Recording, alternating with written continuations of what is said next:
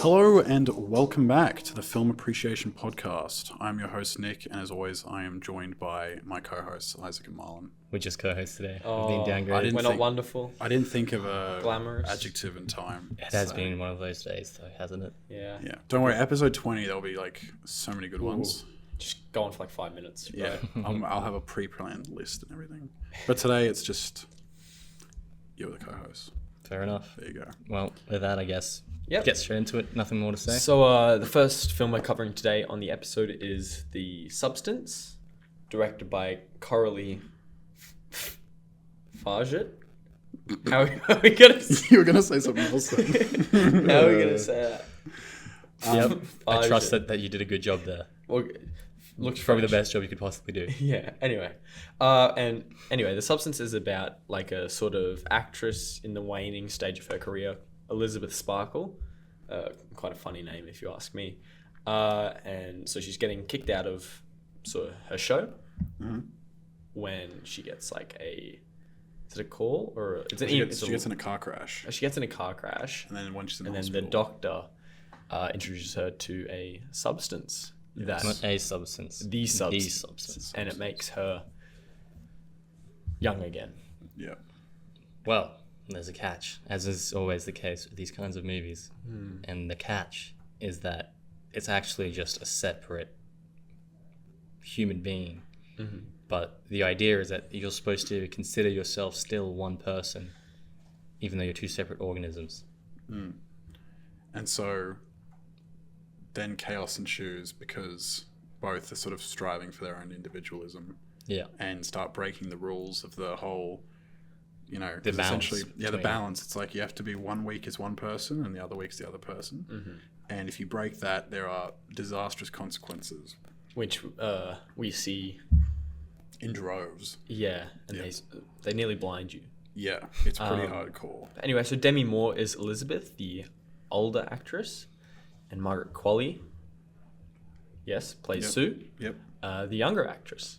Yep. They're both excellent. Well, I think it's a very deliberate casting choice with the older actress that she's actually not unattractive. Yeah, I mean, obviously, we'll get into it, but that's kind of the whole point of this movie is this sort of this thing that women and men both go through, but obviously in this case, it's a woman. And I do think it's probably more extreme for women. Yeah, for sure. I think that's probably true. But, the idea, of course, is that as you age, you become less appealing and therefore less valuable. And there's this desire to cling on self-worth to... goes. Yeah. And, so this movie's obviously all about self-hatred and, I mean, it's especially bad for her considering the industry that she's in. you know, Exactly. Where it kind of prioritizes young and beautiful, attractive, yeah. youthful. I think isn't there a girls. line? No. Okay, doesn't matter. I'm sure there Dennis is. Quaid says something about Yeah. I want him young. Well, he says, like, you get to, like, Hot. 50 and it goes, and she's like, what goes? And he just goes, it. Was that in the bathroom? No, when they're having... When they're having shrimp or whatever that Yeah. was. The Well, and prawns. that leads us straight into fucking this disgusting point. scene. The movie does such an excellent job at portraying certain characters as grotesque. Like the extreme close-ups of him, the things he's saying. It does such a good job of like treating these characters in these extreme ways because that's sort of how you actually interpret them like in real life. Like if you met that guy, you would think, wow, he's grotesque. And it just really amplifies it. And it does that with... And it does the opposite, well, not quite the opposite, but a different thing with like that guy that she knew from high school who meets her at the hospital and says, here's my number, of making him really, kind of humorous and just kind of pathetic. Yeah. And then they do the same thing with the other guy in the apartment. They do a really good job of it, of immediately giving you the impression of the characters. And I think it's like, obviously it depends. And what's going to be really interesting is later we're going to be talking about my pick, an older film. And that's, you can just see like both films do a great job at like conveying, as you said, like the emotion in the audience. But one I think is really sort of restricted and it's sort of more allowing you to be like a viewer. This is further movie we'll talk about later. But everything's very wide a lot of the time, other than a few like intimate moments, like a lot of the, I won't go into too much because we're going to talk about it later. But The Substance is the opposite, where it's so over the top. Like there's so many harsh like close-ups and like weird angles and all sorts of stuff. But because it's so harsh, it kind of is sort of forcing you straight into the perspective of the Well, characters. there's no subtlety in, I think, the conveying of the messages. Yeah. But it works. Like, with the way the story unfolds, it's not a film where you can sort of have room for subtlety and then do the shit that happens at the end. Yeah. It wouldn't thematically build up well. I suppose we should probably say how it builds up story-wise. Yeah, so we'll start at the start. Yeah. So, I mean, we said obviously the whole thing about there's the substance. substance that makes this other younger version of her, and basically like every 7 days they have to swap between them, and the younger Sue sort of goes, well, if she lives like a slob while I'm doing amazing stuff, Yeah. I'm young and awesome. She's an old hag. I should be the one one getting who's more more time. time. And so the idea is that she's eating away at the older version, and she starts to decay and get more and more disgusting. Yeah, every time Sue Yeah. has more time Yeah. in the... Well, yeah, every Yeah. time the younger woman has more time, she has to take sort of like the The life out of. life, literally Yeah. the life out of Demi Moore's Elizabeth. Yeah. And then every time Demi wakes up again, she has a fucked up finger and yeah. then a fucked up leg. She gets Yeah. deformed. And it's that's something that I thought was really interesting. I think I said it to Marlon when we left. Was I was going in knowing that it was like an R-rated movie and it was going to be like really full on, and I sort of was anticipating that it would build up to sort of a like Once Upon a Time in Hollywood kind of ending where like Dennis Quaid would get his head caved in and all this like violence would happen. But I actually think it is more subtle than that, and it does something kind of different in the sense that the sort of it's more of a body horror thing than a violence thing, and what's really graphic and disturbing is just sort of what's happening to Elizabeth, you know? Yeah. And which was interesting, and it took that route. It didn't take the route of sort of like vengeance, which I thought is what was going to happen. It kind of went somewhere else. Well, the only violence that really They had that one happens fight between is each other. Self-hate is When- self-hatred. when Yeah. Elizabeth and Sue fight. Yeah, well, because the older Elizabeth decides that I can't take any of this more, getting worse and worse health. So she says, I'm going to end this. I'm going to kill her with, the extermination thing or whatever. But she somehow manages to keep her alive. Well, yeah, because she then isn't able to go through with it. Yeah, and so now they're both together at the same time, and now they are no longer the same person. The one. Yeah. But of course, they still technically are, and so they're having this fight, and it's very clearly this big self-hatred thing. And again, it's not subtle, but it doesn't have to be. I don't think. I think that it does a good job of just But I putting think it in your it's- face, and you still. But like what's it, yeah, what's no. interesting is actually, obviously, the main message is not subtle at all. But there's actually a lot of subtlety in it, which I found quite surprising that it was able to be so over the top, but it had a lot of themes in it that actually require a lot of like analysis. The main one being that they are actually two separate people. I know that like what happens to one happens to the other type thing, but they're their own people with their own sort of desires and wants and everything. And when you start to look at like that towards the end where Elizabeth wants to murder Sue and has the opportunity, but then she goes, "You're all I have left," because obviously she sees herself in Sue despite the fact that they're not the same person. Like she's getting nothing out of the fact that Sue's alive, but it's just more of this mere idea that some sort of younger version of her is out there and succeeding And, is still yeah. appealing to her. Having what she wanted Yeah. and what she had. Like basically living vicariously through Sue, which I found so fascinating that like even though Sue's done so much bad shit to her, she would still want to keep her alive. And it just sort of showed how low her self-esteem and everything really was, which I thought was really fascinating. Do we want to talk? Because this is another thing I find very interesting about the movie is it has very clear influences.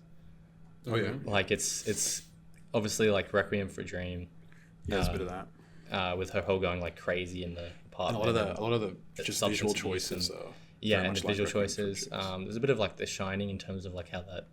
Some of the set design was Yeah, super The Shining. and The alley, the halls. yeah, the hallways, Yeah. the bathroom looked like identical to Yeah. the Shining bathroom. um, And obviously Cronenberg, we talked about and Cronenberg for sure. That's probably most- the biggest. Well, yeah. to me, it almost seems like if you mixed two Cronenberg movies, The Fly, because The Fly is all about him becoming this grotesque monster. Yeah. Well, that's not his goal. He's trying to just do teleportation, and then anyway, And then Dead Ringers is about two twins who, blah blah blah, and it almost is like if you put those two together, and with a bunch of other ideas as well, you can get a nice idea for this movie. Yeah. But there's other ones as well, but I can't.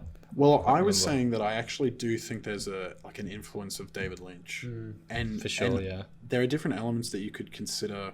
I mean, that even he's just Elephant involved Man in. at the end. Yeah. Yeah, That well, definitely fucking that. creature, my But god. I actually thought more kind of the over the topness of it, because Oh, yeah.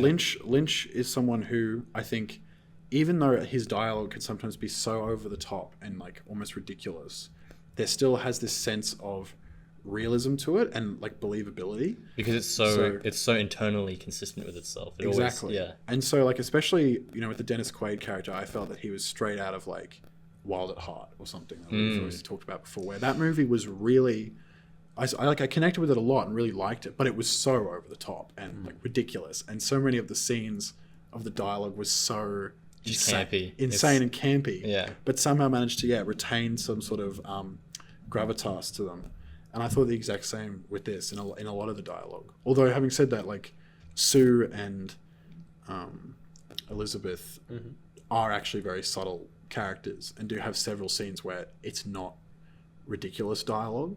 They're more realistic and quiet spoken. What is ridiculous is the fucking dance show that they're doing. They're Yeah. doing all this for some Yeah. stupid like twerking I was saying for a TV channel. It's saying like to when Marlon, it's like when you're scrolling through like free TV. And it's just like ads of like vacuums and shit. Yeah. It feels the Well, exact that's why, same. actually, I asked you, I think while we were watching it, like, who is this sort of TV program for? Is it for women or is it for men? I think And the you answer answered is both. Yeah. I think it's. But men watch it for different reasons. But I that's- think it's the sort of thing where a man and woman could watch it at the same time, get completely different Well, yeah, 'cause experiences, it's- but both enjoy it. But even still, because it seems to me like, even if women obviously watch it too, it's so obviously a male-coded, like, thing because of the actual Well, yeah, actions they're there's- doing is to Yeah, be attractive. There's lots of like sexually explicit sort of Yeah. acting, twerking, etc. But Oh, this is also probably an obvious point, but I think it's also interesting to see how when Elizabeth Sparkle's doing her thing, it's very much less sexual than the younger Sue, obviously because she's seen as less sexual because she's Yeah. old. Yeah.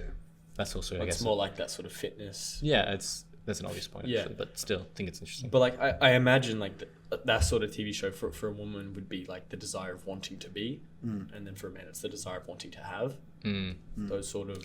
Well, one thing that I think I said to you like midway through is that if a guy directed this movie, he would be cancelled like I think so. straight away because it is so Understandably. Well, Yeah. it'd be like No, I full know. exploitative because No, there's a lot of absolutely. nudity. Yeah, and it there's a would be lot like of- it would be like perverse. And what I think's really interesting is obviously you could start to think about like I definitely think the male gaze and all that is definitely something that could be looked into with this movie, and the fact that even though it's so over the top and hypersexualized, especially like those dancing things, it's still like I feel like if a male director approached that same thing and was like shoot it in an over the top way, he'd still do it differently. You know what I mean? Yeah, well, actually, that maybe leads to an interesting point that, like, the nudity scenes, I never found them. sexual. I was not like, No, they oh, weren't that's at so hot. I was like, Oh yeah. oh, yeah. And I think if a man did shoot this, it Yeah. would come across as sexual, and you'd be Yeah. like, just because of the way they would film it. And So I think that's part of like the fact that it wasn't made. Those scenes weren't made for the male gaze.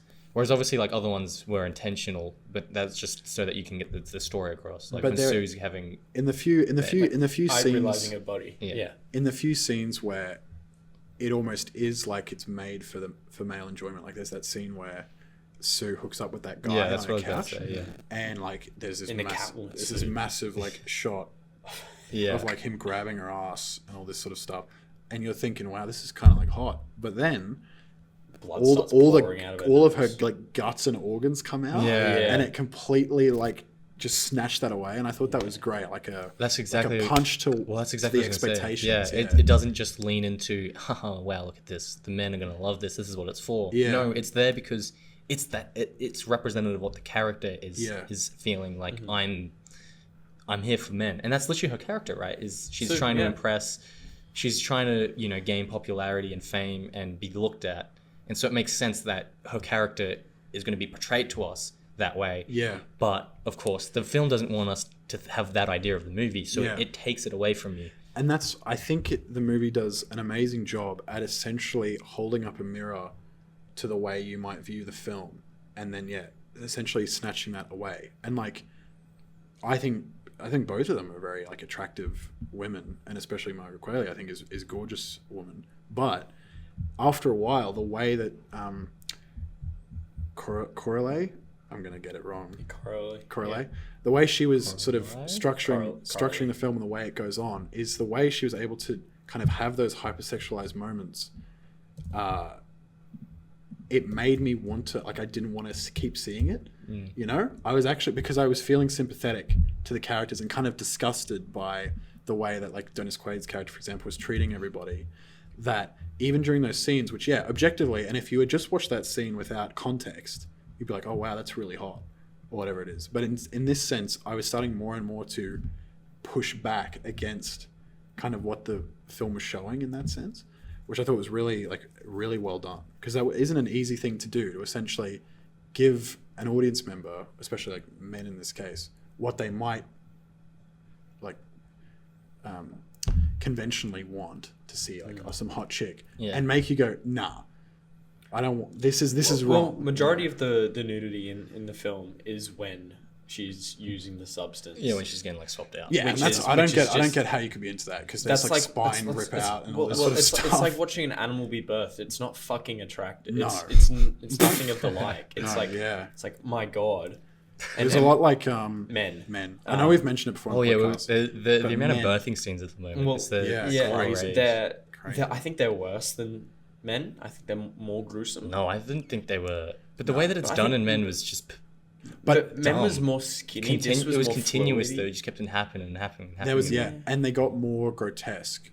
But I would say these were more realistic. These were more realistic, perhaps, but also possibly more disturbing, because I already was feeling a lot of empathy towards like Elizabeth's character, and realizing pretty quickly that this was a bad decision. Okay, I'd say but that in Men, it was just grotesque. But I was just say the feeling of how it's disturbing is different. It's disturbing in like a way that you can comprehend, whereas in Men, it's like, why? Well, yeah, Men Ew. was sort of just fucking weird. Whereas when I'm watching this, I'm like, oh. And because it's a clear metaphor for the underlying themes. Yeah. Well, I actually said to Marlon at one point, I'm like, I don't know if I can keep watching, like, finish this, because I know that something terrible is going to happen. I don't want it to happen. Yeah. That was the feeling with the movie. Is like, as you said, you actually have this sympathy and empathy for the characters, and you're like, dude, I don't want the bad thing to happen, because I know it's going to come. Exactly. And I really could not have expected what did happen. And there was a point where I thought, okay, this is as nuts as it's going to go. Yeah. And then it kept going for another 20 minutes, and I was like, oh, how do we feel? Why now here? How do we feel about the ending? Should we say what it is? Yeah. I think we can say it. So, spoilers if you haven't figured from the last 18 episodes. She takes the substance one too many times. She prolongs the period as Sue. And she kills the other person. And then she kills Elizabeth. Yeah. But then she tries to take the substance because she's starting to on fall Sue. apart. Yeah. She's starting to decay. Like her eyes are falling out. And Teeth all fell crazy, out. crazy stuff. Yeah. So she takes the substance again, and then there's another birthing scene. But what she births is like, Elephant Man on nuclear. Yeah. Like, Shit. Which was something that we should have basically seen coming, because at the start of the movie they essentially show what's happening genetically, because they show the two eggs splitting apart, but then they go in and they show, like, if it happened again, there's like a million different things coming out of it the second time. Yeah. Like, that was right there in our face. True. And obviously we didn't see that coming. Yeah. But then when it happened, I was like, oh yeah, exactly. Like, as soon as she re-injected it and they started showing like the split, I was like, and how do we enjoy the scenes of when the substance was doing its action? You know, like, has all the colorful lights and blah blah blah blah blah. Oh, they were awesome. And actually, very Gaspar Noé, in my opinion. yeah, I thought it was also quite Space Odyssey. There was a bit of I that. think that's the classic. But I thought it was a lot like Enter the Void. I also have a question of what do we think fire represents? The fire heart. Yeah, well, just fire in general. Well, obviously the when she does the second birthing on herself, Sue on herself, and the heart is all like fucked up. that's obvious what that means. It's just it didn't work properly. But is the heart supposed to represent and the fire specifically? Is there fire somewhere else? I think there is, but I can't remember. I hadn't considered that. I mean, I thought it felt a bit tacky, just the heart at the end. Well, that's why I felt it had to be doing something. Yeah, but you have this like incredible sort of, I guess, visceral like acid scene, like trippy like visuals, Kind of like Infinity Pool. Yeah. yeah, Infinity Pool, Gaspar Great movie. and Space Odyssey, and you're just getting like pulled towards like this void as the substance is working, and then you just have sort of like a love heart with a fire in. Yeah, I guess it's just like the representing that the fire's been reborn in this. Yeah, is it like a young phoenix? person. It's like rebirth. Yeah, I don't know. Whatever it is, it just felt a bit tacky. I do feel like I remember seeing fire somewhere else in the movie, but I just can't remember because that's what just Los Angeles, mate. Well, I remember watching the movie and being like, "Oh, there's that fire there. Why?" But I don't know. It's probably not that. I was that probably big. thinking it's just Los Angeles. But yeah, the ending. It's Well, the ending, essentially, she gives birth to this demonic thing. This is where the major Cronenberg influence is, because it's just this, like, clusterfuck of stuff. And it's just disgusting. And It looks like something you'd see on Instagram Reels. I'm not an animal. God. This, I'm a but this human monster. being. Well, it made Elephant Man look really like attractive. Yeah. He was more or less. was a handsome composed, gentleman. Yeah, compared to that. But anyway, this monster sort of just turns up at the event that Sue was supposed to be doing. Well, because the reason she prolongs her Yes. time as Sue is because she gets the New Year's Eve contract Yeah, Yeah. to present, yeah, and that's like on the week where she is Yeah. supposed to be Elizabeth, but by the point she eventually builds up to that, she kills Elizabeth anyway. Yeah. So she enters the studio for the New Year's Eve show, and then so this monster basically comes out, and everyone is obviously horrified by it, and she's trying to say like, "It's still me, it's still me," Sue. type thing. You can't It's, speak properly. well, no, I think it was Elizabeth saying that. It's still me, Elizabeth. Oh, yeah, 'cause, Yeah, but she says both that I'm Elizabeth Yeah. and Sue. and then Sue's face is like down, And then at a point, and then a boob pops out of her like head. yeah, it, like fell out on the ground. Just Oh, like- wow. And then anyway, basically everyone sort of screams that she's disgusting, and then she's a monster. At some point a guy like cut her head off with a katana, and then the head like grew back, and then basically all this blood just went everywhere. like like 5 Tarantino minutes. on Oh, steroids. it was like Tarantino on steroids. Like Tarantino 5 would have been minutes. sitting there going, "I wish I had done this." Yeah. Yeah. And it was just blood everywhere. And it covered everyone. Like the whole theater was. And I was kind of thinking It like, was actually 4D, dude. We got covered in blood. Yeah, can you imagine if you're like I'd- seeing I'd be some so 4D mad. experience I'm and so mad. red paint gets flung on you? yeah, guts and it everything. was- I remember going to a 4D cinema in London once, but nothing like that. Dude, that'd be horrible. That'd be the worst experience. it would be. Where like people You're come up watching it and like- spray sea salt in your mouth, Yeah. in your face. Sorry. Like the ending.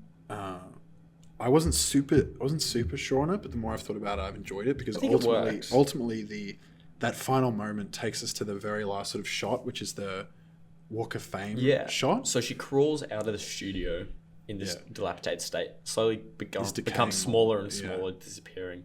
And it's just a face, like a blob of a face, Yeah, over the And the all Hall of Fame. all that's Elizabeth. left of her is the star. Yeah. and she just sort of gets washed away. Yeah, just the next morning, someone comes, cleans her up, Yeah. and then life moves on. Life moves on, exactly. And Um, and I thought it was a great. Obviously, it's in a sense critiquing all of just the constructs of how the importance of feminine beauty is sort of pushed upon women, but specifically, obviously, it's critiquing Hollywood because Hollywood can basically, and it has historically destroyed so many different actresses, and they've fallen into drug and alcohol Yeah. abuse and plastic surgery or whatever it is, and then they might die, and then they're forgotten. people Replaced just by move the on, next. replaced the next day, and Yeah. and just life just moves on. Yeah. Which I thought was very like That's definitely a big point in the movie. It's just how replaceable these. how much people you could try and kill yourself over it to get whatever Elizabeth was after, like to get fame, whatever, and it can be taken away from you Or like just to that. still be wanted more so. Yeah. Than anything. Actually- to still feel useful. Actually, you know what? That is an interesting point because obviously her whole character is like, this is super important to me. I need to keep this being in fame and this job or whatever. Yeah, And obviously, they just replace her, and then Sue comes, gets the job immediately, but she will be replaced immediately as well. Like Yeah. she's gone. It's not Yeah. a problem. We get a new one in. no, And the obvious problem here is that women, or it can be anyone, but the women here they still exist once they've been kicked out and they're away. And so it's this problem of dealing with no longer being important Or being and fading away. Yeah. And I don't know if the movie wants to say anything about, coming to terms with just being okay with it fading away. That's sort of what happens as you age. Or if it is totally just like, we need to change how we, deal with I definitely think it's probably a bit of both. I think it is. It's obviously saying at a point, you've got to try and be comfortable in your own skin. Of Because course, trying to yeah, find all of these course. alternatives, it's just going to destroy you. Yeah. But also that, like aging is okay. It's not something to... Well, it's something that happens. It's something that happens. It's not something unavoidable. to like run away from. And I think that's definitely one of the main Well, points. I think the irony as well with the substance, and this obviously would relate to what literally is happening, is you're still aging. It's just this illusion of I'm young again, but like you're not. It's not like the clock is rewinded. You're still going towards death. Yeah, and it's accelerating. Yeah. In fact, it's exactly. It's when You've actors and actresses and stars lead, Yeah, seek all these things to prolong life or to appear younger. So plastic surgery, substance abuse. What's that new thing? The Ozempic to lose weight. just makes you lose your appetite. Yeah, all these things. I think They are accelerating the process they're trying to prevent in the first I think place. part of this in the movie, this whole placing so much importance of remaining one person, is because it's really important for them in the industry to remain like, I'm this young, important, blah blah blah. As soon as you become detached from that, that's when you do start to fall apart mentally, and I just want to bring up another great little scene that I thought was really great was when she was going to go out with that guy that she called, and then she kept changing her makeup over and over again. Yeah. Reminded me a lot of House That Jack Built, where he has that scene Build where the house. Well, no, where he's killed someone and then he has so much OCD about making sure he's cleaned right, it up he just keeps correctly going that back in. he keeps leaving the crime scene just to race straight back to clean it again, even though it's already clean. It's just his anxiety about doing it. And she, keeps almost getting to the door and then thinks, no, I've got to change this lipstick or whatever it is. Because she's constantly comparing to what she was like when she was young. Yeah. Obviously, Sue, but that was like a very... Because she keeps going outside and then looking at a big image of Sue on the billboard. Exactly.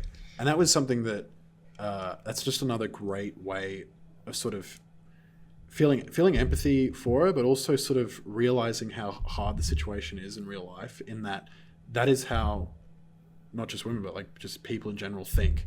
They hyperanalyze themselves to such an extent that obviously every time she was ready to go out, we were all sitting there going, you look good, just go out, there's no problem. And of course the irony is that he did not care. Yeah. He didn't care at all, He bro. would have been just happy that if she'd just turned up, he would have been happy. Yeah. But at the same time, he was sort of idolizing. Of course, it's not like he's some kind of He's not like a amazing person or genuine something. sort of... Remember, he hasn't known her for 40 years. No. It was... That was funny. Yeah. But at the same time, as the only person at that time that still viewed her as how she wanted to be viewed. Yes, exactly. And I think that was the reason why she didn't... that validation. That's why she didn't want to leave, because she felt that she was no longer going to fulfill that image for him. And if that's the case, then she's no longer seen like that by anyone. Herself at all. Yeah. But what's interesting is, so there's the not so subtle message of sort of just the replacement and the aging in Hollywood industry and the things people go to. But within that, there's the body image, the substance abuse, the addiction, and the societal pressures and expectations, And when they're all blended together, it makes such a complex message with such an over-the-top metaphor for it, that when we look at the film that we're doing next, sort of gets wiped out from under its feet and done in a completely miserable way. This is an excellent film that manages to use an absurd metaphor to convey real life problems. And I think it does it excellently. And it's something that I think we should appreciate, because it also is filmed excellently. There are some awesome scenes. Yeah. There's the one where they use a glass mirror. Yeah. And they film through the glass that appears as a mirror. Yeah. The editing, when she first becomes the substance. The editing was fucking incredible. There is a very Challenges-esque, like, sort of techno soundtrack. Yeah. Which was fucking awesome. Like, it reminded me of Challenges a lot. Yeah. But again, like, I was just so impressed and sort of blown away by how well all the different over the top angles and the editing and just the harsh cuts were still able to keep a sense of reality. I just thought it was so impressive that it could be so insane and so over the top, and you would never like breaking the sort of rules in that way. Like there was that I knew immediately it was going to be crazy when we see Dennis Quaid's character for the first time. He comes into the bathroom and he's taking a piss, and he's sort of like the angle. It's like a fisheye lens almost, and the angle is so needle-like. It's so weird to look at it because it's so like in your face. And his his skin is all. Yeah, when he's eating the prawns, there's shit going all over his face. It's brilliant. It's so good. And then so he's portrayed as disgusting, but then you get the casting agents as well that are looking for the new Elizabeth Sparkle, and they are just fucking hideous. They go, "Oh, if only she had." They're just portrayed as these awkward, like pathetic, weak men, sort of incel who have so much power for no reason. Yeah, like if they didn't have that position, they'd be laughed at on the street. But what, they said something about, oh, if only she had. Like her nose was different or something? No, it was like a girl who had fucked up nose or something. Like, if only she had her tits on her face or something. Yeah, something like that. Something Stupid weird. shit. Something like where you go, nice, bro. Yeah, it's like fucking disgusting. Yeah. Like, fuck off. Yeah, it's like when someone says that, you just go, what the hell is wrong with this guy? Yeah. But anyway, anything more to say? No, I don't really think so. I think there probably is more to say, but I don't have more to say. But it's I think it's a fantastic movie. Definitely one of the best movies of the year so far. I will probably assume that it will probably make our top 5 at the end I of the think year. so. I think it will. Because I some think, big things coming out still this year. Yeah. Well, and we'll talk about that at the end of the episode. Yeah. Well, I guess actually, before we do finish off, we haven't even said any critiques, no? My only one would maybe be that I think the ending is slightly too long, slightly too excessive, over the top, and maybe it goes for too long. Like it didn't need to continue. I think the film was paced quite excellently, honestly. Yeah, I think mostly it's amazing. But I think you could have. You said when you got out, it could have ended a little bit earlier. Like, and that's what I was saying is that when I got out, I wasn't certain on the ending, but the more I've thought about it, the more I do appreciate it because of ultimately where it takes us. But I think the ending where I actually thought the movie was going to end when she injected herself again, pops up. The monster was going to come out of it. I thought it would just end there. I was like, oh, okay. But I see why they continued it for the one reason that the most important part of this whole deal is the public perception of her. And if you finished it with just her own perception of herself, I don't think it would fulfill the sort of circle of the movie. Exactly. And the sort of star bit at the end, even though not unexpected, is still just a very powerful image. It was very beautifully sort of composed and everything. But yeah, I would say maybe... Not that it was too excessive, because I was into the excessiveness of it. I just thought maybe it's like that whole ending, which I'm assuming maybe is 20 minutes, 15, 20 minutes, yeah. I reckon if you'd shaved like 5 minutes off, just like sort of just take her from there to the stage. There was kind of a whole gap of her getting all the way there. I think that was fine. I think it was the blood seemed the only bit excessive for me. Like, felt like she was spraying blood for a hell of a long time. Yeah, that felt but like it was it was supposed just to be goofy. funny. I think it was, and it was funny. We were laughing. I'm pretty sure, just at the absurdity of the whole thing. I mean, I was laughing. I do remember laughing, and the theater was silent, and I felt awkward, but I couldn't help myself. It was like there were scenes that I just found ridiculously funny. Yeah. But they were kind of serious in a way, and everyone was like, "Oh my god!" But I think it's super. Is what they were. I think it's super important to mention though, And uncomfortable. That, and this is one thing I can say for men, although men is nowhere near as well realized or anything, but I did love the experience of watching Men in the theater because of there were actual audible reactions from the audience, and this was the same. We all definitely like out loud were like, "Ugh, what the fuck?" Yeah, and I saying think stuff I like, was just like going, "Oh my god!" Yeah, and like, people going, "Oh my god!" And like, Yeah. And I was looking and there around. were, the crowd, like there were people like to my right and all that, and I could hear them throughout the movie going, "What the fuck?" Yeah, what was... And if you can make a movie where people audibly can't help themselves, because obviously people in Australia are very respectful. We never fucking talk during the movie, most people. Unless like grade 9. But unless you're at South Bank Cinema, then, but to have the audience not even think, like it was a natural reaction just to go, "Ugh," or whatever it was. That's a real... When a film's able to compel you to react. It's a real positive for the film. Total tangent note, but when you just mentioned South Bank Cinema, it just reminded me that I got ID'd before we went to watch this movie. Oh, yeah. So we saw this at Dendy. Yes. And Dendy's an Oh, awesome cinema. beautiful, Dendy's yeah. a pretty good cinema. But Nick and I went up and bought tickets. Yeah. Didn't get ID'd, Didn't get and then ID'd. Isaac goes. To be fair, I went to a different person though. Yeah, So I think. yeah. But still, oh my god, that was so funny. Yeah. Because you guys are standing over there like. Yeah, I'm like yelling at Isaac. That's 2 times I've been. I mean, obviously the first time I wasn't actually 18, but that's 2 Yeah. times I've been ID'd for But dude, for for, movies. I guess like they must think I'm like It's some weird innocent because, child like- boy like who's gonna be. well, it's weird because somehow I think you look completely different to what you look like, say, in middle school when we like Yeah, first well, met. But at the oh. same time, you look almost the same. It's like your hair is sort of grown, and that's it. Well, yeah, I don't know. You basically look He's exactly got a the little same. beard now. I He has a have little shaved, beard. yeah. He needs to have a shave. I I don't- need shave, man. I don't try and grow a beard. I just get lazy. Yeah. Ditto, yeah. Yeah, Get it's just- lazy. it's an Exactly right. Anyways, this isn't a shaving podcast. This is a film one. Manscaped And podcast, bro. the This is our substance, the facial Sponsored hair. The by substance for us facial- is shaving Sponsored, cream. sponsored by the Lawnmower 5.0. Yeah. It's a very good tool, Gillette. actually. But, I recommend it. We should get sponsored by Manscaped, dude. That'd be pretty sick. Just Dude, for sure. Talk about Do buzz- shaving your balls. no. That's Just totally what do they buzz do. cuts on the fucking podcast. yeah. Just put some paper down at you. Or like a interrupter segment. Yeah. Just grab some. Have you seen This this? was a Well, segment. Caleb got sponsored by Manscaped way back. What the fuck? Really? Did you not know? Because No? they used to back in the day. I don't know if they still do it. They would just like do Anyone. a bunch of, and he had such a good one. He was like sitting outside reading like the Manscaped newspaper. Yeah. And my dad was like trimming the hedges. So it was like a really good visual. yeah, right, metaphor. I thought it was yeah. quite funny. Anyway, That's good. moving But on. yeah, ratings. this is a film podcast, and The Substance is an excellent film. Yeah, Yes. ratings. Nick, you want to go first? I'm actually gonna give it a 9. I'm gonna give it a 9. Yeah, I thought it was pretty epic, and even though it was like obviously really fucked up, I would love to watch it again. Yeah. I'll give it a break, but a fair time around. I'd like I think it has a lot in there to be able to watch it again, get Yeah. more out of it, enjoy it equally as much, if not more. yeah, I'm going 'Cause to I- give it a yeah. sorry. 9 as well.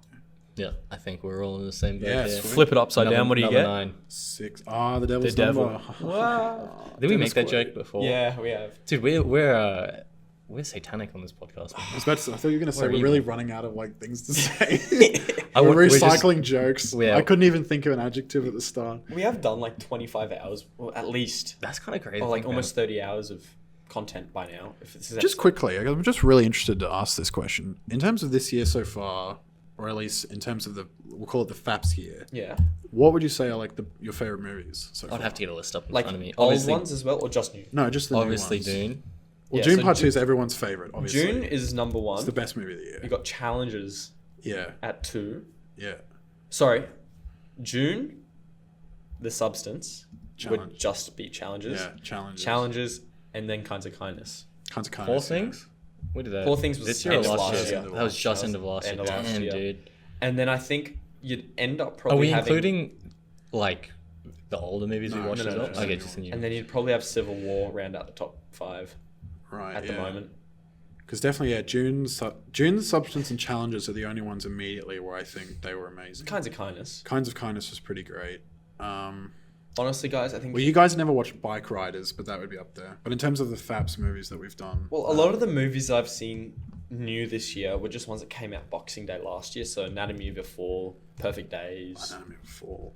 Anatomy of a Fall is excellent. We should have done that. I don't know what you heard about me. Have I seen that? Or is it the one I didn't No, watch? didn't it's watch it. fucking good. So Good amazing. film. Because I'm just looking at things we've done. So, June was fantastic.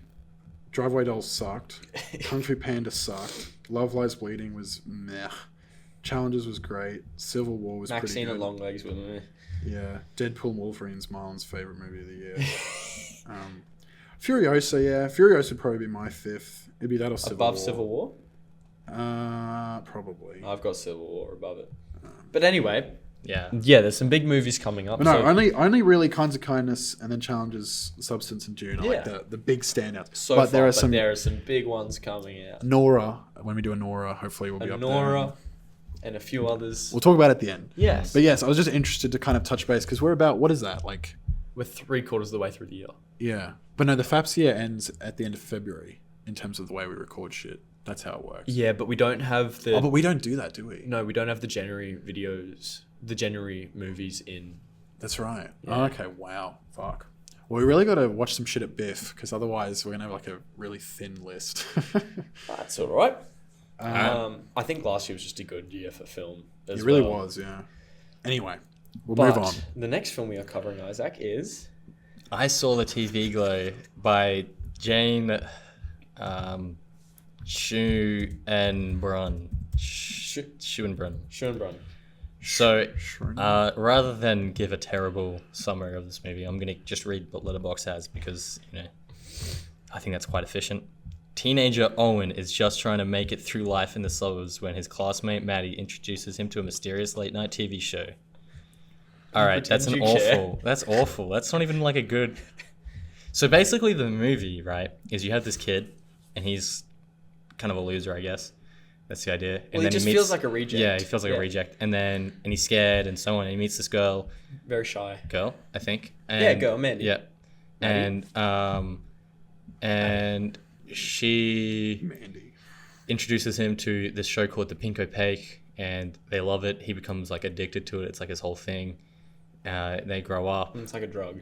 Yeah, they grow up. Identity stuff, surreal stuff, Lynch stuff. Somebody she buries herself. Oh no, she goes missing, comes back. Like, I don't know. Anyway. Bunch of crap, basically. Fuck. Look, Nick, I think I'll let you Can we start. give the disclaimer first? Which is what? Okay, so what is the disclaimer? what the movie's about? Wait, what? Well, so the movie is a metaphor for the transgender experience. Yeah. The transgender experience, becoming trans. A transgender experience. I think it's fair to universalize everyone's a transgender experience, and the director says this is part of a 3-part sort of trilogy. Oh yeah, that's right. So the first one was We're All Going to the World's Fair. yeah, but the first one was like called? knowing. The first one was like it is. Wow, just going nuts, like not knowing what's going on. Mm-hmm. And this one is knowing what's going on and experiencing not knowing that. knowing who you are, And then the third one is becoming something like that. Yeah. And so this is the second one. And so, this movie is reflective and metaphorical of Jane's transgender experience. Mm-hmm. And obviously none of us are transgender, so we can't comment on what it is like to be transgender or anything like that sort of experience and have those societal and I think the other thing with us three is we've all had relatively stable identities. Yeah. So we've not had this sense of, I don't know who I am. We've had like, who do I kind of want to become a little bit more. I think we've all been lost in senses, but nowhere near an extreme. Or there's always been has such a question mark over it in society. There's always been a cornerstone for us. Yeah, there's something we can always hold on to. There's stability. Yeah. So keeping that in mind.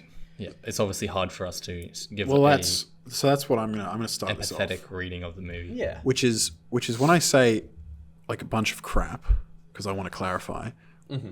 I didn't like the movie at all, and that's because I'm basically coming at it just as a movie. Because in terms of thematically and what it's trying to discuss, I don't relate to it or really understand it at all, and so I can't really analyze it and how effectively it like impacted me or relates to me, because or even conveys that message. Or even conveys the message, because it's something that straight up I have very little understanding of. Well, so no negativity towards I Saw the TV Glow is about its themes of transgenderism or that experience. No. It is about the quality of the film itself. About the quality of the film. Because it is a poorly made film. Yeah. Well, I think we sort of briefly discussed this, and I think if we come at it and we give it the critique like, oh, I couldn't relate to the movie, I had no sense of like what this experience is supposed to be like. You know, I said maybe they might reply, well, it's not for you, it's for people who have had this experience, and so therefore they can relate to it. I agree that that's important. But the problem is, of course, you're still able to enjoy films that are not made for you because there are underlying qualities to the script and the acting. But I think the problem as well is when you make a movie like this, it's important that people who haven't had that experience can understand the experience so that you can build the empathy and sympathy from them for these people. Yeah. Otherwise, you end up with, you know, people still going about their day in society going, meh, and you don't want that. That's not the point of this movie. It actually might, you know, reinforce people's negative views because they think, you know what I mean? I think, speaking Simish, I think that's why it's important that, of course, you know, you want to speak to your own experience and you want to make it personal. But the greatest movies that do that are also accessible by people who aren't you. Yeah, this isn't accessible. Exactly right. Yeah. It's not accessible. And so, again, like, because it's not accessible, I had, and it is made so hyper specifically, clearly for this sort of exploring And the even just transgender from experience. a stylistic standpoint, it's hyper specific. You have to sort of have a taste for the sort of retro 80s TV shows. So Jane said it was heavily growing up 90s watching TV. Yeah, it was Buffy like the Vampire Slayer as an influence or something. Yeah, and saying that was like her escapism. Yeah. And so it's a very, very niche style. Yeah. Influenced by David Lynch poorly. Yeah, it's like it's sort of it's just latching like, onto the visual sort of techniques without having a solid grasp on the symbolism. What it is. Yeah. Or any intentionality to What I'm it. saying is that she should have done transcendental meditation before making this movie, like Lynch tells everyone to do. But I think Nick, you said something. Oh, I'm trying to remember what you said, but you said something while we were watching it, and I just had it until we started talking about Lynch. I'm sorry. Oh, actually, No, I brought it yeah, up. that's all good. It'll come back to me, but yeah, I mean, So like, I'm just going to get into it. So basically, I think that the dialogue is horrible. yeah, The acting was horrible. yeah, The story like made no sense and was just kind of dumb. Sorry, it was. And there's just nothing. And again, like, if you don't have the specific sort of mindset to understand this, I guess, the feeling of what it's trying to convey, then you're completely shut out from the experience. And it's almost like you're looking in through like a glass window at the movie. You're not in it with the movie. You're sort of like, and the window's not transparent. It's no, you're like, covered in- you're like, opaque. you're like It's detached. opaque. It's like it's detached. covered in a pink overlayer. so And so like, I knew going in that the film was exploring transgenderism, which is not something that I would say particularly versed in. I kind of know generalizations about it, and that's kind of it. And so I was interested to see kind of what it was going to be about, because I was hoping to gain like perhaps a deeper understanding of it says transgenderism is derogatory. how. That's just, it has like an exclamation mark on the noun. So what's the correct term? God, really? Yeah. Well, I don't know. Well, I don't think so. So anyway, it doesn't really matter. That wasn't supposed to be offensive. Yeah, That's- I'm just trying to figure out. as Nick literally said 2 seconds ago, he's not well versed. So. Yeah, I've been using it too. It just feels like an awkward word to say. Transgenderism. is it? Oh, whatever. Who knows? Being transgender. There Yes. you go. There you go. Being transgender. Because, like, I guess I was hoping that the movie would be for more people.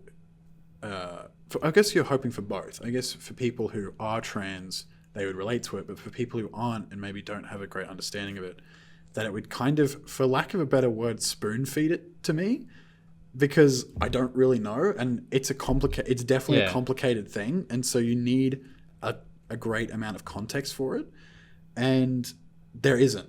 The movie kind of just throws you in on the deep end and kind of expects you to develop these emotional attachments to the story I and the think a characters. further problem is it's not just you have to have a sort of connection or understanding or something to do with the whole identity issues with transgenders and blah, blah, blah, blah, and how their experience is. You also have to have an understanding of this specific style of movie. Right. It's a very specific way of telling a story, and I don't think most people have ever sat down and watched a movie like this. And I think there's a good reason for that. I don't think it's effective at conveying the message it wants to convey. No. But maybe that's the point, because the whole idea is that it wants you to sit down and really unpack it and sort of figure it out, and that's how you approach this experience. But that's the I don't number one know. thing, is for a movie to make you want to do that, it has to be enjoyable. Yeah. You actually Yeah. have to sit You down. have to sit there and be interested Have by it. enjoyed whatever you've watched. You don't have to understand it, but just have enjoyed the It experience. needs to at least be visually appealing. Like, It has to have and it- qualities that are good. And like, I didn't think it was like technically poorly made. Like, the shots and everything were fine, But they're just that. aren't but they? the writing is Yeah. just horrible, and I just do not understand how people can sort of give it a pass. Well, the thing I Also, think is it's supposed to be intentionally campy. Yeah, but what I was But gonna that's I don't think that's. I was gonna true. say is- because At least the pink opaque stuff is. no, yeah, supposed I'm to be- giving but they're that's like fine. a- Yeah. But in terms of like, there are scenes between the two main characters where they Actually, sit that's a there very good Maddie point. and Owen. and they're Yeah. talking just about life. They're not talking about the show, and they're sort of just Well, sitting there, and the dialogue is he comes across horrible. obviously as very Shy and but sort very of sort of unconfident. and dead inside. Yeah. But I think that's why his dialogue feels so wrong, and I think that is probably intentional. But whether or not that's a good choice is. But what I was going to say is, when you're conveying themes, But it's and not messages, intentionally bad. It is just bad dialogue. well, Even if he delivered it in a yeah. non-deadpan way, it would still be bad. But yeah, what I was going to say Sure, is, the things so he's actually saying. Yeah. in a film where the themes and messages need to be conveyed to an audience that isn't experiencing them or understands what it's experiencing, it needs to be accessible to everyone, and sympathy needs to be garnered. Yeah. Writing shit dialogue when you cannot engage in the characters at all, Yeah. or understand their plight at all, or anything like that, since there is no ability to sort of empathize or sympathize with them because you don't care. Yeah. Right? Because they don't give you anything to hold on to. They don't give you any actual sort of depth. They just go, I'm this guy, I'm acting the dialogue poorly. So it's not just the dialogue. Yeah. They're not very good actors. No. No. That's what you said with the Lynch shit. That's why I got confused. You said that it feels like some grade 10 film student trying to be Lynch. Like he's just seen a Razorhead. Yeah, that's right. And he's yeah. trying to be Lynch. Yes. Well, it's like that scene where the dude's in the bathroom and Oh, like having the like panic stomach attack. like stomach opens up. or That's at the something. end. Yeah. That's at the That end. was like the birthing. Like it's yeah. It was. Yeah. It was. And then there's the little tacky moon. And And the the other problem is, and I find it hard in this movie to sort of figure out what its reality is. perhaps that sort of lack of stability is I guess maybe that's the point, right? metaphorical of the transgender That the movie experience. has this struggle with is intentional, and it's struggling to make Be clear the stable. reality. Yeah. But then again, that brings back to the point of, okay, so how important is conveying a message to then making a good film? But the thing is, Yeah. you can totally make the film unstable, and it still be you're still Narratively capable strong. to Yeah. figure out. I mean, with how many non-linear fucking films have we watched? You know, how many movies have we watched where it's not clear what's happening, but there's something there for you to follow along with? I think with this, the problem is I struggle to grab on and you know, follow along. I just sort of, as soon as certain things happened and I no longer understood what was happening, I was detached. I was sitting there, it was washing over me, and it was just a matter of Yeah. Waiting till it was over. Waiting till it's Wanting over. it to be over. That's a good point. I That did is- not have any enjoyment Like, of it it at is all. not that long a film, is it? So it's an hour 40. That is a very reasonably lengthed film. Or timed film. But it felt like it went on forever. And none of us, we watched it with three other people, or one other One person. person. Yeah, I met by myself. But none of us were actually wanting to be there beyond about the half hour mark, if that. Literally sitting there watching it, waiting for it to be over. And that's not a fun cinema experience. No. There are other films where there are complex and serious societal issues being portrayed through metaphors, like, for instance, The Substance. It's not as extreme, it's not as polarizing, and it's way more over the top, but it does it in a way where you feel sympathetic and you understand that, holy shit, this is a problem that needs to be changed, or is in the case of I Saw the TV Glow, a problem that needs to be accepted. Well, yeah, I would say there's probably two things that I can take from this movie, and one of them was given to us. The first is obviously the pink opaque, and that was, we were told, but we watched something about it. So that And is the idea is that the pink opaque represents the pink insides that everyone has. the inner self, It's who you, the true self. yeah. And I think the other point that this movie makes is that, like, it's never too late to sort of accept who you are and blah, blah, blah, blah. Because obviously, I think Maddie, doesn't she, like, bury herself? I'm pretty sure that happens. Something like that. Yeah. After she reappears. Yeah, because she's not accepted and she doesn't feel. I think that's the idea, is that she feels like it didn't work, her accepting herself or something. Whereas the main character, he doesn't do that. He doesn't go along with it because he feels that he can, you know, there's still that sort time of for him. hope. I think that's maybe the idea. And that leads into the whole trilogy idea of this being the one where he accepts who he is. And then the next one is being who he is, and sort of living the life and positively. I imagine that's what it'll be like. I won't be watching it. I just think, like, yeah, I mean, I wonder if I'm all on board with that. I just feel like it was done poorly. I would also like to I don't mention know. this has a 3.6 out of 5 on Letterboxd from Yeah, I don't know. 300,000 ratings. Really, 300,000 ratings. 300,000 ratings. That's interesting.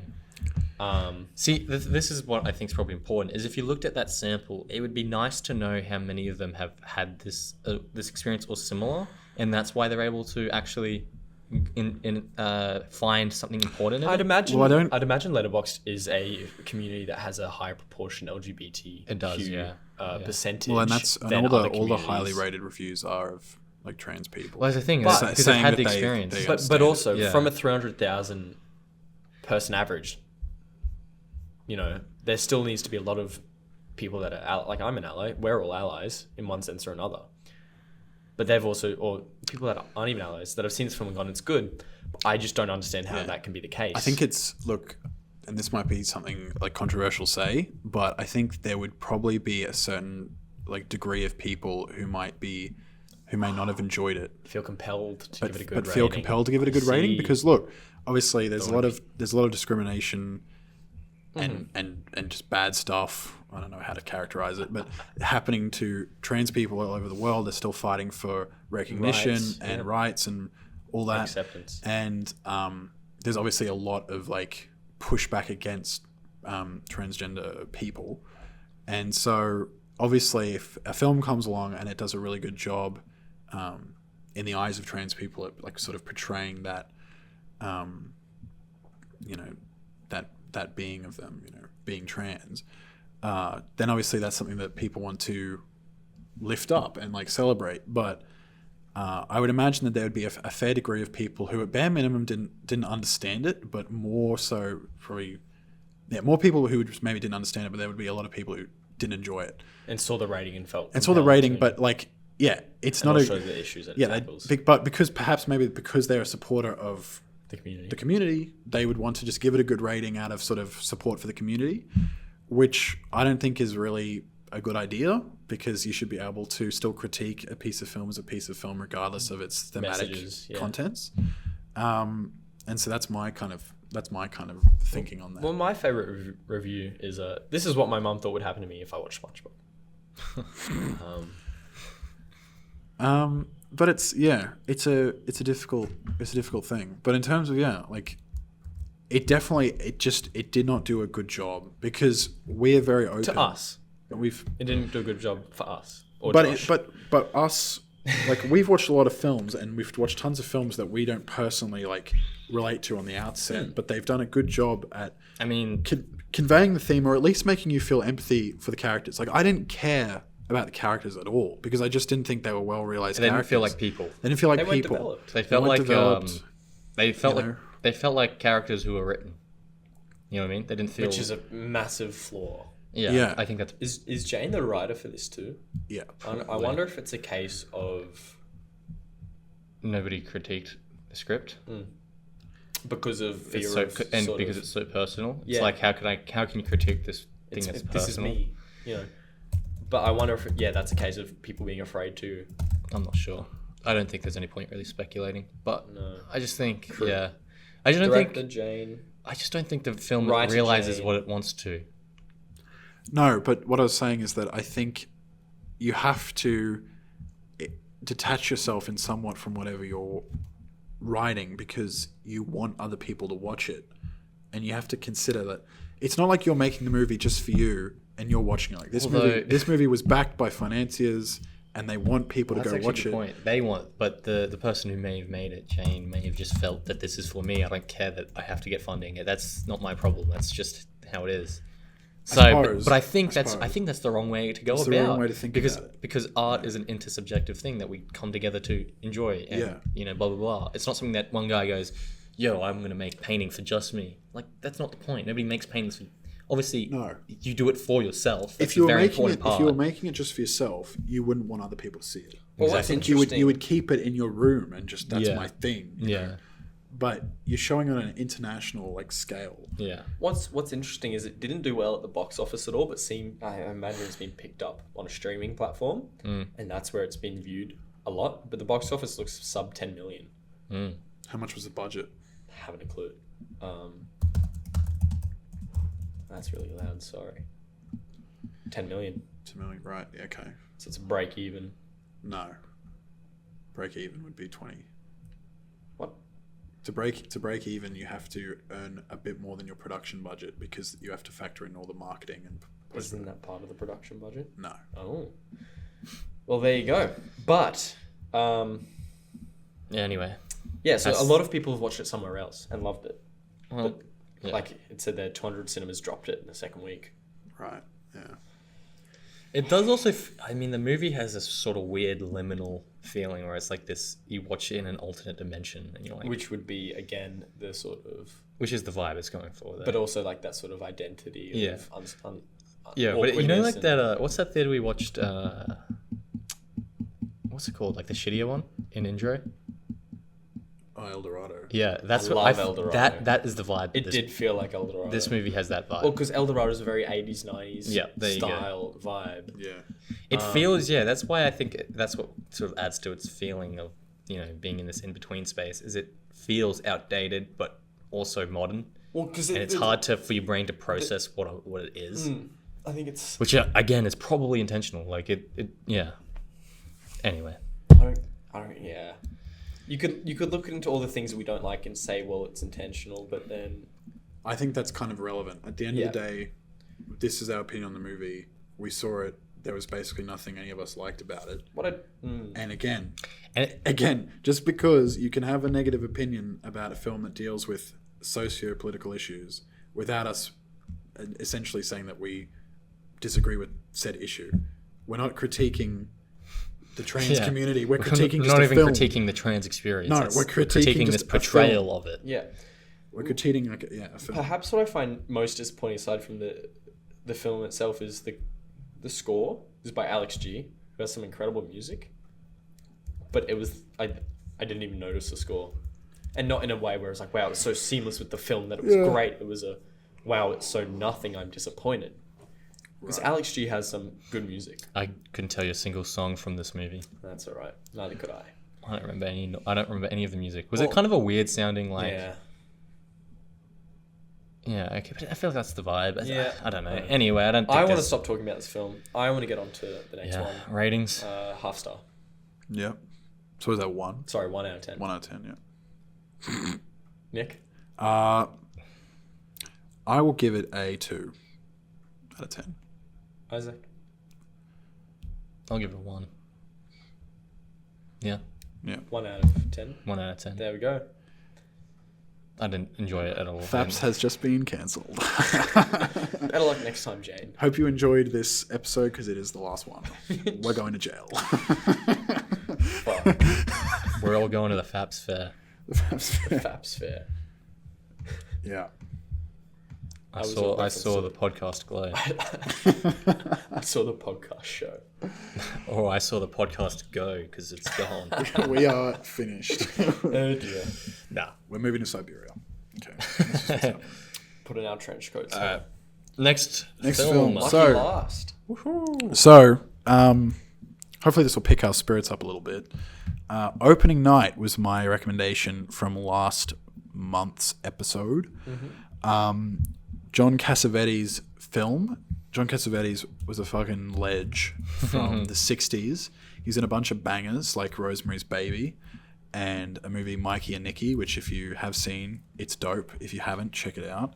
But he was also a really prolific indie director and actually is accredited by a lot of filmmakers today for certain revolutionary styles that he had, because he was very much like he was fine with improv, and he usually liked to sort of just let the actors take control of the movie and just see where it went.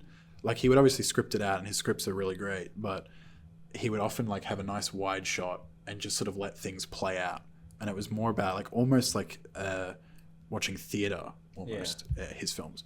Which is interesting because this one is literally about theater, but that's besides the point. This was Marlon's first Cassavetes film. Yes, your and second. Our second for Bowie and I, because we've seen Woman Under the Influence. Woman Under the Influence, that's right. And anyway, so this one stars his wife, Gina Rowlands. She's in a lot of his stuff. She's great. He's in it this time, which he's not always in his own stuff, but he's in this one.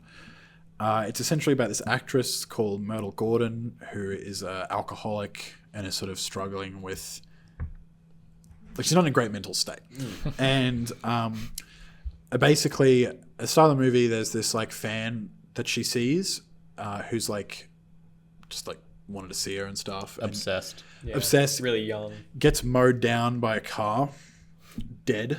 And then that really fucks her up and kind of pushes her more into her sort of alcoholism and crazy psychosis, self-loathing. And she's also, I mean, she's definitely like, she's a great actress. Like the character is obviously supposed to be a great actress and is also struggling with the material, which is really interesting because this also is talking about age and stuff. And obviously we can link that back to the she's subject. heavily worried about her perception as a actress. And she's also having problems with the specific character because she's like, there's no hope. It's just and like I can't relate to it. Sort of thing.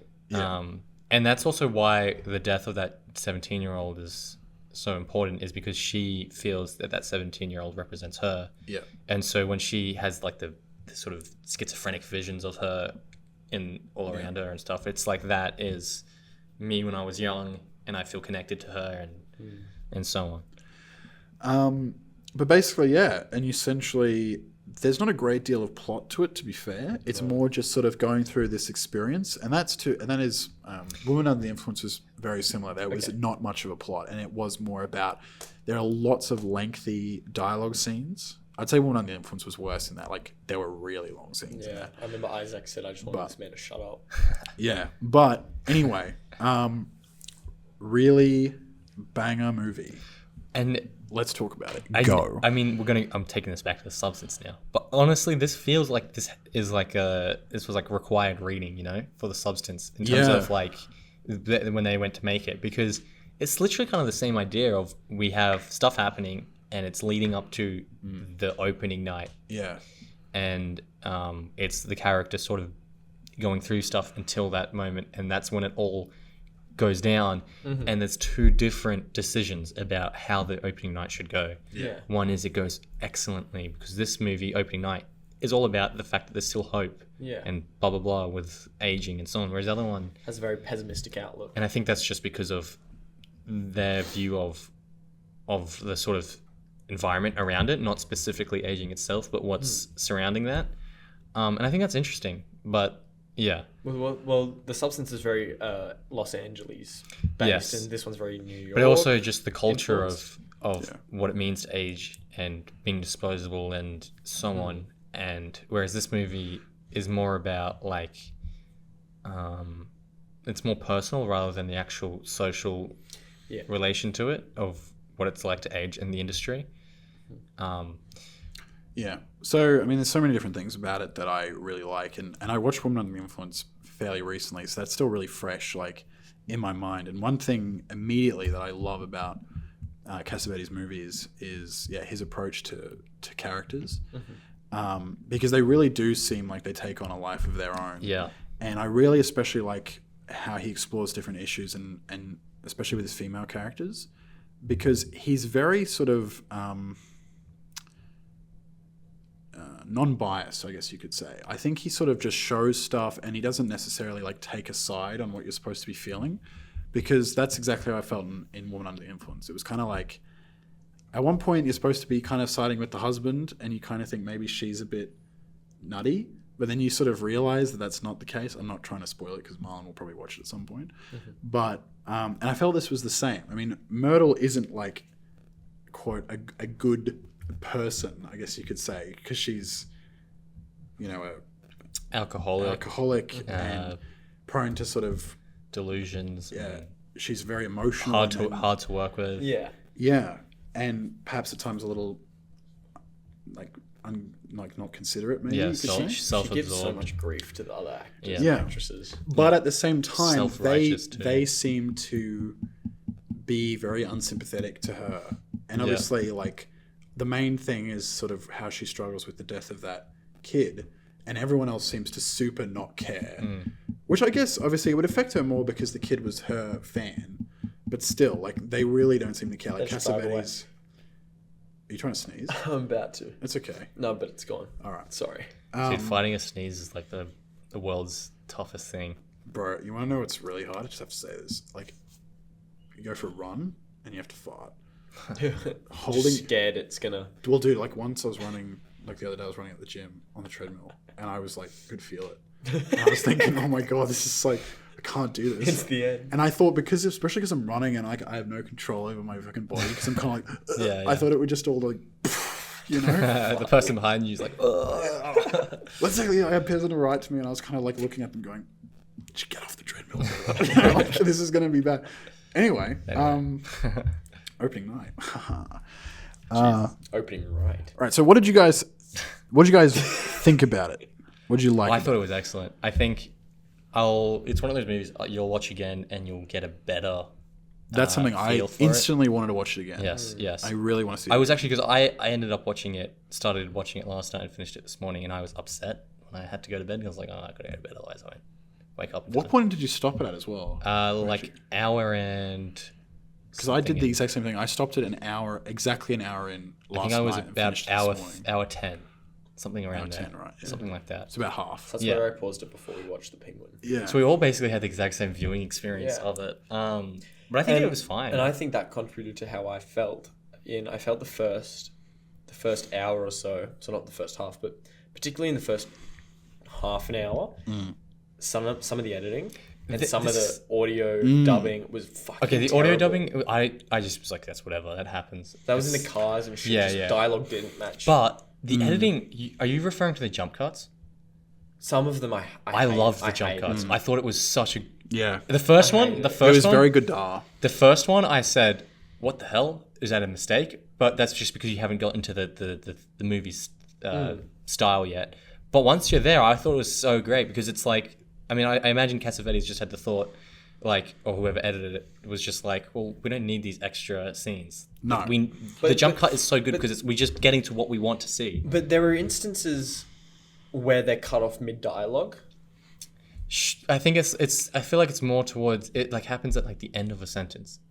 It like cuts during Yeah. that last word. But they don't have like the character will finish the sentence and breathe. Yeah. Like it's allowing There's for a no- transition. there's no It just, the break, sentence beat. is done, bang. Yeah, but I liked it. I thought it was. Not a style I like. I loved it, dude. I felt. Yeah. I felt The things I like about this film are not necessarily the technical aspects. I See, like the breathing that Cassavetes gives with the wide shots, Yeah. like you've mentioned. Yeah. And I like the acting and the script I writing. love the photography. There was something. And I love the score. The score was fucking Yeah, excellent. yeah. But there was something about having these slow scenes that, Abruptly end. feel really real, and then we move on. It's not like it. Something about it felt Well, it very felt good. but to me. I think it's because it actually feels more like real life. Yeah, I mean, In the sense that it doesn't feel as quote unquote staged. Like we've planned this film out and we're going to have a nice little transition here and it's a really nice, just easy, digestible thing. It's kind of life can be very stop-starty. There can Yeah. just be tons of crazy shit happening to you and then now we're in this next. now we're in place. this next, now we're just waiting for the bus. And Yeah, and that's like, know. it's also something I just kind of respect that decision because it is very hard to like go, all right, how are we going to get from here and here, and it sort of just wastes a lot of time, and that time, if we spent that much time getting from place to place, it would, Make this film fucking really long. but you would not care about it, and the fact that it just gets to what it wants to do, I think it was an excellent choice. But what I'm going to say is, so I only really have the problems with it in the first half an hour, 45 minutes or so, where the story is still at its start as well, and it hasn't given itself the time to then, I guess, progress on further. And so by the end of it, where Myrtle is in the midst of acting on stage at the end, which is awesome, and all these things, and where the jump cuts between the people trying to deal with her, it's less of a problem then because the film has that pace and it has that urgency and the ability to, not the ability, but it has that sort of space and urgency needed to progress the film forward, where at the start it's sort of ambling on. And even just, there was the one jump cut and then immediately terrible audio editing, where just the dub is completely... I think The one that I noticed was though- the car. Yeah, the car. That was, What's but I just difficult kind of is like, about 2 or 3 more. I just kind of pissed ignored me it. I off. just said it happens. What's difficult though is that like I kind of just give old movies a pass, especially ones Yeah. with cheap budgets, because what can they do? I mean, they used to edit these fucking films. Like they'd get their film stock out of the camera and they would have to manually cut it and tape frame by frame the film together. It was like a laborious Well, process. actually, I mean, And I that's mean, like, I was one film that I saw recently, which is really well like acclaimed. Is called Blow Up by Michelangelo Antonioni. The movie's Cool like, name. yeah, it was cool. It was a cool movie, but it kind of wasn't really my cup of tea. But I thought it was fine. But that's a really highly acclaimed movie. Blah blah blah blah blah. There are multiple scenes where literally you can see the crew in the background, like the camera crew. You can see them standing there. One guy like fully with a camera. You can see him standing there, and then it will cut to his camera. You know, and I was going, "What the fuck? What the fuck is this?" But people don't care because they just kind of accept that, like these early days of film, like maybe you could even say like pre 1980 maybe, where technology was starting to get a bit better, but people were just figuring this shit out. They were still just, and technically it's kind of irrelevant because the fact that they were managing to make these films itself was kind of a miracle. And so, and you look at something like Good, the Bad, and the Ugly, one of the greatest movies ever, has some of the worst fucking dubbing in the history of cinema. It's so bad. And so when I see like that, and it was bad, like don't get me wrong, like when she's speaking in the car, like I have a shot of her in the car and she's saying a bunch of dialogue, but her face is just, and there's dialogue coming out, like it looked ridiculous. But you just, I don't know, I just kind of accept just it. like, yeah, you just kind of have to accept it because it's just one of those because things. it's also like the movie is doing so much more interesting stuff anyway that it's Yeah. like, Exactly. Well, go, you look over it, but then I watched a lot of other movies from the mid 70s Yeah. that are flawlessly Yeah, but they probably had more money Big to budget, them yeah. than this. I mean, or I think Cassavetes has different priorities. it definitely. He has, And I think he has and his style of he has making the narrative movies. driven. The narrative driven priorities in the script and the acting. But I think that his stylistically, just the way he makes movies, will inevitably lead to more like mistakes like that because he's so like, who cares? Yeah. Let's just film it. And, Yeah, and the you fact said there's he a was, lot of you said- improv. You said he Yeah. was an actor before a director. Both, but yes, But I he think started I think as an actor? he started as an actor, and then Yeah. I think he started directing in the early 70s. Okay. But I think he's a fantastic. Well, fucking Faces writer. is in 1968, I think. Well, there you go. That's That's one kind of when he was having his break because he had Rosemary's Baby then. But I think my favorite thing about this movie is the script. I think the script is fantastic and not only just writes the characters so well, but just the conversations they were having were so interesting and real. And I found that the film chugged along really quickly because I was really just sort of engaged with what was going on. yeah, when it was very well paced. And I think that is part of that is obviously the jump cuts. But And even that's just what- the way that they engaged, it felt like you were kind of just sitting there in this, like you felt like one of the characters that was behind the conversation, just like watching it happen. You know what I mean? You felt like you were kind of there and you were in A with member them. of the play's staff, or Yeah, you felt it was. I think it was done so well. I think there were one of my favorite parts of the entire film is when she's just waiting out the front in New York, and all the people are walking by, and it just focuses on her face. But you said that like a lot of this was really cheaply and guerrilla filmed almost, and it felt real. Well, a lot of them were like A Woman Under the Influence was completely self-funded, and like Peter Falk, one of the actors in it, even funded it partially himself, and he was just the actor. But he was mates with Cassavetes, and they were like, "This is a cool script. Let's just do it." But I do love movies that kind of will show you something that, like an experience or an art form, and then they show you the behind the scenes of it, and which is why I loved all the theater stuff so much. Like I love that scene, for example, when you had that really angry dude, The and he was- director. but he was yelling on stage In the play. in the play, and Oh, he was yeah, yelling yelling at at his, his he was kids yelling and at his stuff. family and like Yeah. throwing the Yeah. people around. Uh-huh. And she was there and trying to like get off stage, and she would go back, and you would see behind the curtain, and Yeah. then it would go back into the play.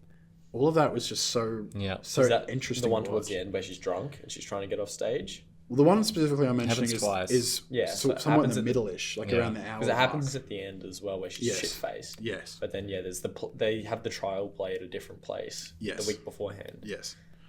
I was referring to that. Yeah. But Okay. Cool. But yeah, I just found it just really compelling and really interesting. I think there's so much to say thematically as well, but it's almost the fact that we did the substance kind of means like I feel like we Well, a lot of it, it it is very similar, and I think we got in the car and Barry was like, "Oh, perfect double bill." yeah. Which low key it is because both of them, this and the substance, are exploring very similar ideas, but in very different ways. And- Substance abuse, aging. Yeah, And I guess the idea of in I saw the TV Glow experience being so personal, and the difference between the lady who wrote the play and Gina. Myrtle, Myrtle, yeah. Yeah. and how she says, "I can't Yeah, play that's this. really I don't have that's this really experience. interesting. I mean, I can't. You can't ask me to play this character, so I'm going to play her the way I've experienced this problem." Yeah, The- that was the writing in this was incredibly excellent. But one of my favorite parts of dialogue is when I think she's talking to Maurice, yeah, so John, yeah. and she Her goes, husband. yeah. Yeah. So, like, don't we have more to give? Can't we add some life Yeah, to this play? yeah, And then the improvisation at the end really fucking brings that to life Yeah. itself. Yeah. And I was like, it's fucking beautiful. And It's part like, of what fuck makes yeah. that obviously so good is like, he says, "No, you want me to make a fool of myself? I'm not going to do that. Like, I don't get paid enough." And then he does. And then he's like, "I'm going to do I'm it." Superman. And the reason that's also so great for his character is because, of course, his character is supposed to be in the play, but in his actual character, as sort of perceived by the public after the play, is supposed to be sort of not liked and like, you know, the bad guy in a sense. yeah, But the way that she plays it with him makes him likable, and so his whole Yeah. perception as an actor now changes, and he's going to become like, you know, liked as a fucking figure. What I think is, and again, in terms of how important like realism clearly is to Cassavetes, and you can also just look at some of the films that he did. Like I think about Mikey and Nicky a lot because that's my favorite Cassavetes like thing. Is he had such fantastic chemistry with Gina Rollins. Obviously, they're married, even though their characters didn't get on at all. It was really almost like abusive at certain points, like when he would hit her, which was really like fucked up. But somehow they still had a really good chemistry, which I found just so interesting because like of, and I think it's because of the importance of, you can take people who in real life love each other and put them in those situations where they kind of hate each other, but it's still that believability from real life carries through, but in a more subtle way. There's that sort of comfortability. Yeah, between exactly. them. It's still not like, it's not like, you know, you and some random girl in film school being told, okay, you guys are a couple now and you need to hit her. Exactly. You know, you wouldn't be able to do that. Yeah. Perhaps if you'd been dating that would never happen in film school. But perhaps if you've been dating for 4 years Yeah. and you had that sort of understanding of, okay, there is no animosity here. This is work, Yeah. but I know you and I'm comfortable with you. Yeah. Then it just portrays really well on the screen. Yeah. But it's the same thing with, like in Mikey and Nicky, they kind of don't really get on, and I'm not going to spoil the movie, but Peter Falk and John Cassavetes were best friends in real life. And so even though they kind of had this estranged relationship in the film and it kind of deteriorates, that closeness that they have in real life, yeah, it really sort of, bloody hell. Sorry, I just got attacked by a fucking moth. Bloody fucking hell. Oh yeah, Nick got shot on the way here as well by a bird. Yeah. It's clearly, bad it's day clearly for my, animals. clearly my day. It must stink, mate. Maybe. Fucking hell. You've got the scent, the musk. that animal musk. Yeah. Bloody hell. Jesus. Yeah, no, it's just, it's honestly somewhat like inspirational, the way Cassavetes does stuff. It would be something really interesting that would be try to replicate in like independent movies. You know, like for example, me going forward in film school, I'd really like to pay more attention to his movies and sort of see how he does stuff, because I think that's really important. Like, if your story and the narrative is strong enough, technical aspects kind of can get thrown to the side. Like, not completely, but I think if it's strong enough, it really does push through. I think it would be a shame though to have such an excellently written and acted film, and then, for instance, if you're throwing it to the side, like you said. But I just mean not having it as the top priority. Yeah. Like kind of just approaching it with a different priority You list. need something to have substance and be good. You can't throw it entirely to the side. You still need but that's Cassavetes doesn't throw it to the side. He just doesn't consider it his top. Cinematography is simple and relaxed. Yeah. There's nothing. But it allows for breathing, and he's not trying to be overly artistic. Yeah, well, it allows for the breathing so that the acting and the dialogue can shine through. Yeah. Like, I don't know if the substance would have been as good as it was if it wasn't filmed in the way that it was, you know. And It would have been quite weird. It would have been like if it was filmed in the way opening night was filmed. I think it would be kind of like, huh? Yeah, Well, the difference is, not the difference is, the things are they fit together well, right? Yeah. So this is a breakdown but then it's shot simply, and so all the attention is placed, whereas the substance uses the cinematography to exaggerate the falling apart and the absurdity of the experience. It's just a different way of approaching the issue. Well, developing and conveying the story themes. Yeah. But what I did find interesting was you were saying, "Oh, your bug's just sitting there, just chilling." A nice bloke. I'll leave them there. If only the camera could see through. If they're, as soon as we cut, like as soon as we finish, I'm shutting his laptop to full. Well, it's gone. But Lean back hard. so you said how interesting it was to He's on the chair. Yeah, he's on the chair. Lean back, just smack him Don't kill with me. your back. Bug lives matter. What is that shit, bro? I don't know, bro. That looks whack as hell. Interesting looking bug. Top 3 podcast of all time right here, boys. But yeah, you mentioned it was interesting to sort of observe the theatre experience. And I found it interesting when the director ran up and was like, "Shut the curtains, close it, it's done, we're over, fuck this." Yeah. I had a guy come into work on Sunday night who works at QPAC, is one of the one of the theatre like directors or technicians or something. He was telling me how they had to draw the curtains on a show because some shit went haywire. Yeah, And I right. like just being able to make that link of this shit does happen. Yeah. And it has always happened. Yeah. And it's just a part of, the gig. Well, that's what I find just in general theatre acting so interesting. And actors often say that their favourite form of acting is on stage because it is live. And the fact that, like, if you fuck it up, you've now fucked it up. Yeah. It's not like you can just go cut, retake, or go again until you get it right. Like, you kind of have to get it right. And actors often describe that they often don't. I'm pretty sure it was like Judi Dench or somebody. I don't remember who it was, whatever. But they said something like, if you come off stage as an actor from doing a play and you went, "That was perfect. I hit everything exactly how it was supposed to go," that means it was probably really boring. And the audience probably didn't like it. You kind of need a bit of that improvisational chaos for it to create the realism of the story. Well, what's interesting is a lot of actors, as they get older, transition from film into theatre. Ian McKellen. They also start there usually. James Earl Jones. I think it's more the opposite. I think they go from theatre to film I think and then back to they theatre. do both, yeah. And it's that sort of progression, I guess, of seeking more, wanting something different, or that change. Yeah. And clearly Gina Rowlands in this film as Myrtle is in that sort of position in life or place in life where she doesn't know where this is going anymore. Yeah. And that's sort of the struggle and the substance abuse, because she's so worried about her perception from audiences and her ability to be a good stage actress is taking a toll on her. Yeah. Which kind of just, it's portrayed quite well. Yeah. Yeah. It's a very interesting film. And actually, it could have honestly been and this is just a very random side point, but it could have actually been a really good little short film in a way.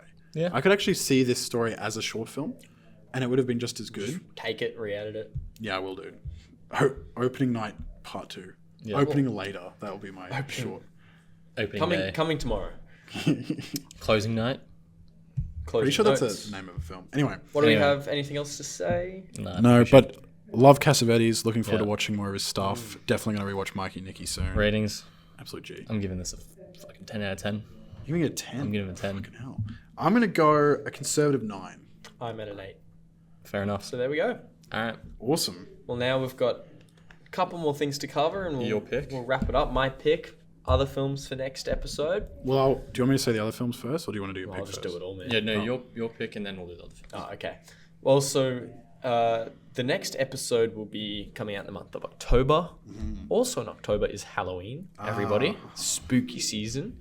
Yes. So Nick politely requested that I do a horror film. Just to fit the time. and Yeah, place, bro. just to, make it all seamless. Yeah. And it makes sense. Isaac did Black Christmas last Halloween. Which was good. And so today I'll be doing a 1980 film directed by Ken Russell called Altered States. Okay. Never Which even heard of is a man in an multiple altered so states, it's about I guess. a scientist. Oh, yeah. So we'll figure out. Well, we'll tell you about it next episode. And aside from that, Nick, perhaps our biggest film of the year. In fact, it is our biggest podcast of the year. Probably, yeah. I mean, we're doing Megalopolis, Francis Ford Coppola's film, which Marlon especially has been hyped about, but we all have been. We're all been really looking forward to it.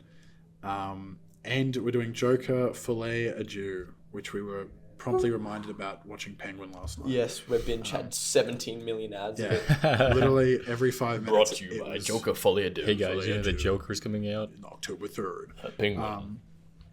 Yes, so Massive podcast. I mean, Joker is huge. That's a really well acclaimed. Like the first film was obviously well acclaimed, but was controversial. This one has been divisive. Megalopolis has been even more divisive, so that's going to be fun. And yeah, we're getting kicked out of the room. Yeah, someone's trying to break in. So we'll wrap up there. Thank you all for listening. It's going to be a great episode next time. Episode 20, Altered States, Halloween. Let's get it, guys.